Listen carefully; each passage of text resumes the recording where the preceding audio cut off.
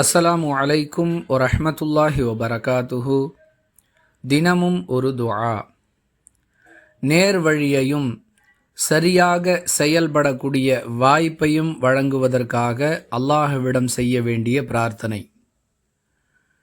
அலி ரதியல்லாஹு அன்ஹு அவர்களுக்கு ரசூலுல்லாஹி ஸல்லல்லாஹு அலைஹி வஸல்லம் அவர்கள் கற்றுக் கொடுத்த பிரார்த்தனையாக முஸ்லீம் எனும் நூலில் இடம்பெறக்கூடிய 5271வது ஹதீஸிலிருந்து நாம் இதை அறிந்து கொள்கிறோம்.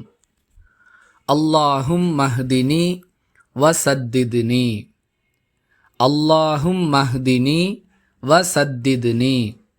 இறைவா, எனக்கு நேர்வழி காட்டுவாயாக, நேர்மையானவற்றை செய்யவும் அவற்றை சரியாக செய்யவும் எனக்கு வாய்ப்பளிப்பாயாக. இது அந்த பிரார்த்தனையின் பொருள். நேர்வழியும் வேண்டும், நம்முடைய செயல்கள் அனைத்தும் நேர்மையானவைகளாக இருக்க வேண்டும், அவற்றை நாம் சரியாகவும் செய்ய வேண்டும். இவை அனைத்திற்கும் நாம் அல்லாஹ்விடமே கோரிக்கை வைக்க வேண்டும். இதுவே இந்த பிரார்த்தனையின் சாரம்சம். மீண்டும் ஒரு முறை அந்த துஆவுடைய வாசகத்தை பார்ப்போம். அல்லாஹும் மஹ்தினி வ சத்தித்னி. மீண்டும் ஒரு முறை பார்ப்போம். அல்லாஹும் மஹ்தினி வ சத்தித்னி. வாஹிரு தஅவானா அனில் ஹம்துலில்லாஹி ரப்பில் ஆலமீன். அஸ்ஸலாமு அலைக்கும் வரஹ்மத்துல்லாஹி வபரகாத்துஹு.